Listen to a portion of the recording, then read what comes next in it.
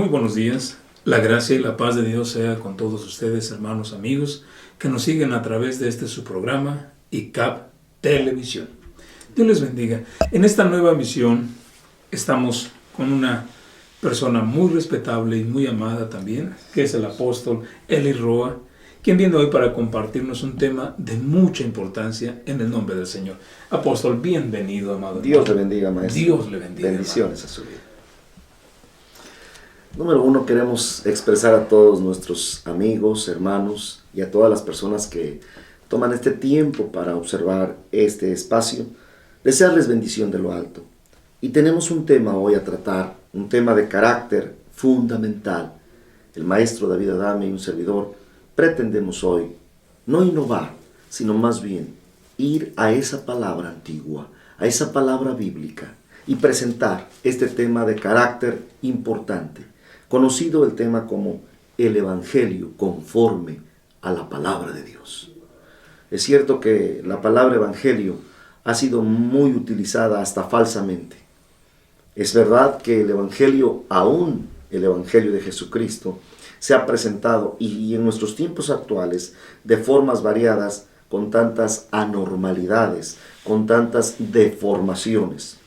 Pero la Biblia es una, la palabra es una. Y hoy pretendemos en el nombre del Señor presentarte el propósito de Dios en cuanto al Evangelio de la gracia, aquel Evangelio del reino, el Evangelio de poder. El Evangelio que conocieron nuestros padres, el Evangelio que conoció la iglesia primitiva, el Evangelio que conoce la iglesia histórica y las iglesias, no importa que sean novotestamentarias o neopentecostales, que querramos seguir conservando el valor de este principio del verdadero Evangelio de la palabra, Evangelio de Jesucristo. Ese es el propósito, presentarte para ello. Maestro, ¿cuáles son los 4 aspectos bíblicos que debe cubrir el Evangelio de Jesucristo? Gracias, apóstol. La palabra Evangelio significa buenas noticias. Y dentro de la enseñanza de Jesucristo, estas 4 noticias son muy hermosas, buenas noticias.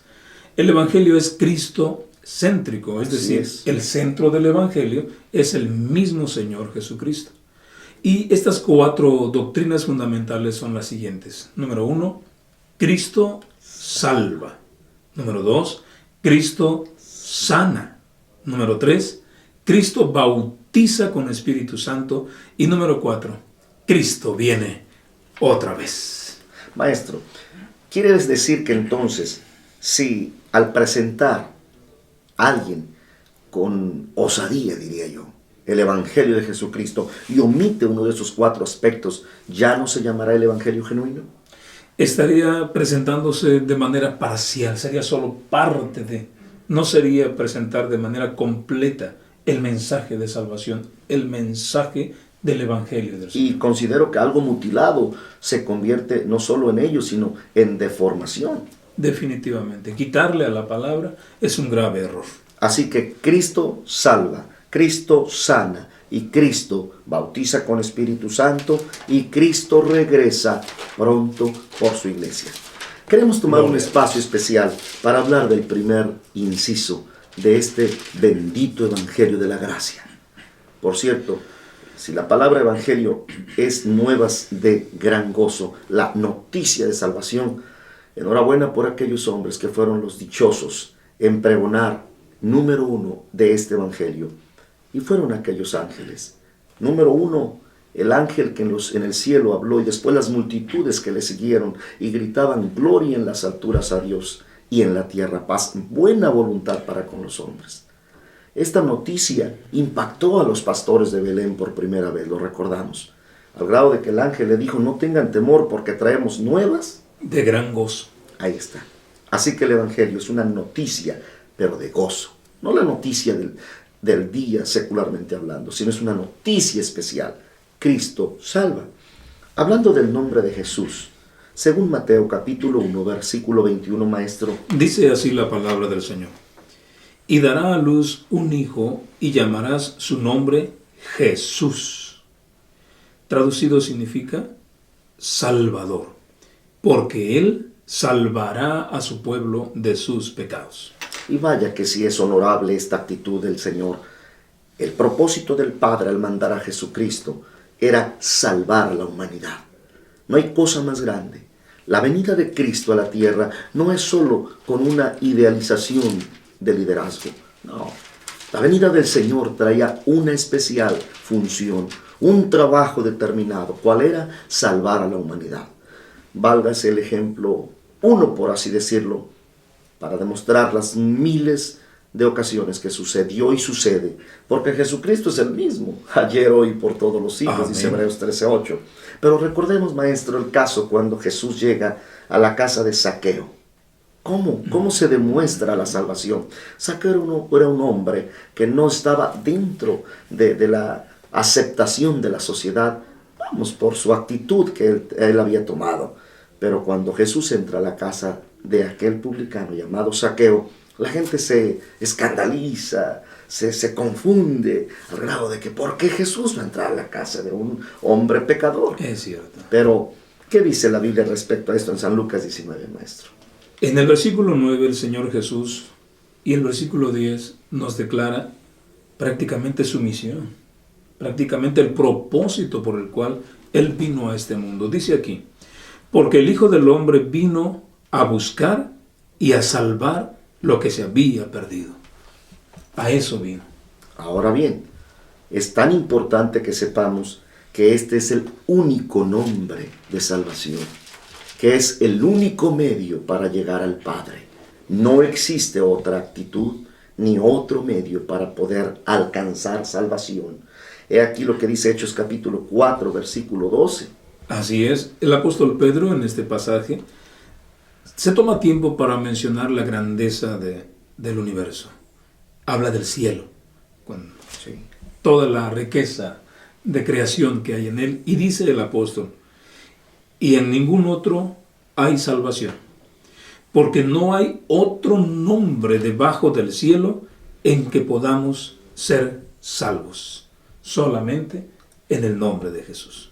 Ahora bien, si no inicia por la salvación tu relación con Dios, pudiera ser ciencia ficción. Permíteme decirte, querido amigo y hermano, no permitas que a ti lleguen con informaciones innovadoras solo de presentarte a un Dios benefactor, a un Dios que te prospera, a un Dios que te aumenta finanzas, que te ayuda en esto y en aquello. ¿Cuánta gente conoce a Dios como su ayudador, su protector, su proveedor y hasta ahí? Se les ha olvidado que el Evangelio de Jesucristo inicia con que Dios quiere ser tu Salvador. El Salvador es Jesucristo y nadie podrá hacer esa tarea ni antes, ni ahora, ni después. El único camino, porque no hay otro nombre debajo del cielo dado a los hombres en quien podamos ser salvos, más que solo en Jesucristo. Tanto así que esa salvación se tiene que sellar con su propia muerte. Con su propia muerte. Si no hay derramamiento de pecados, no había salvación. Realmente el pecado no es que Dios lo hubiera pasado por alto. Dios cobró tu pecado y el mío en la persona de Jesús. Él pagó el precio de nuestra salvación. Es por su sangre derramada que podemos ser salvos. Así es. No es por obras, dijera Pablo en su carta a los Efesios. No es por obras para que nadie se gloríe, porque esto es un regalo de Dios. Pero mientras que para nosotros es un regalo, para Cristo fue el precio más alto. Salvar a la humanidad costó hasta la última gota de su sangre. Es verdad. No hay otra muestra más grande de amor que esta, que Cristo dio su vida para salvarnos, para que todo aquel que en Él cree no se pierda, mas tenga vida eterna. Vamos al siguiente punto, maestro. Me parece interesante ver que la salvación se hace equipo con la sanidad. Es cierto que desafortunadamente la palabra sanidad divina, y no me refiero al círculo de lo que sería el cuadro clínico, la parte médica, la cual bendecimos a nuestros amados hermanos que se dediquen al trabajo de la medicina. Hablamos de la sanidad divina. Lo triste de esto es que a veces hay más sanidad fuera de la iglesia que dentro. ¿Cómo? Con agoreros, adivinos, etc. Pero la sanidad divina es algo que está, o que debe ser, es promesa de Dios para el pueblo de Dios. La Biblia dice en el capítulo 61 de Isaías que esta promesa se hacía realidad en la persona de Jesús, proféticamente, y quiero que usted lo recuerde, maestro, en su lectura original. El libro del profeta Isaías, capítulo 61, dice así: El Espíritu del Señor Jehová es sobre mí, porque me ungió Jehová. Me ha enviado a predicar buenas nuevas a los abatidos, a vendar a los quebrantados de corazón, a publicar libertad a los cautivos y a los presos, apertura de la cárcel, a promulgar el año de la buena voluntad de Jehová, el día de venganza del Dios nuestro, y a consolar a todos los enlutados. Amén. Démonos cuenta que esta palabra profética está combinando salvación y sanidad divina. Es un binomio que no podemos divorciar. Jesucristo cumplió esta promesa con su sangre.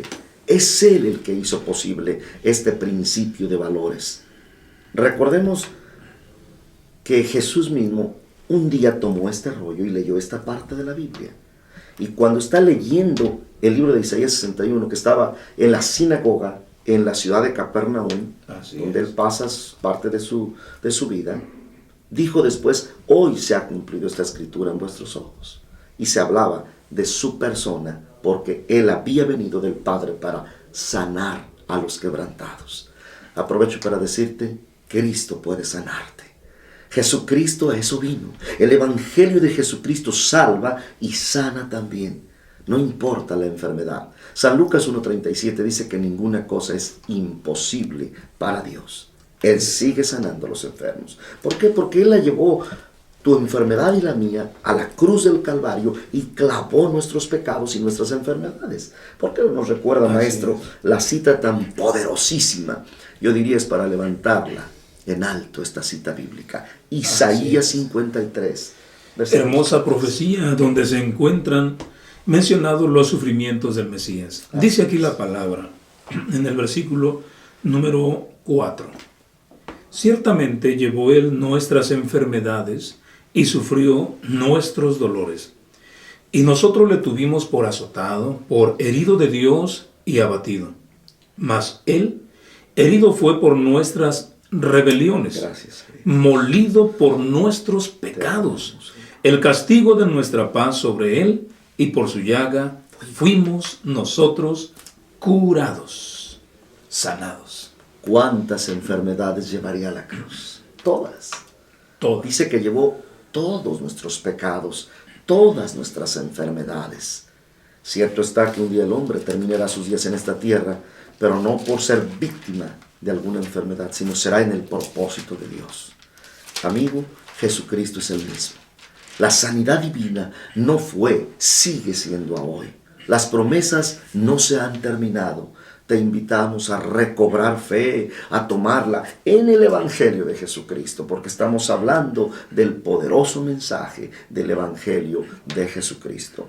En San Marcos 16, versículo 18, encontramos escrita una promesa a todos los que hemos abrazado el Evangelio de Jesús de una manera real. La promesa de la sanidad divina también es vivencial. Por favor.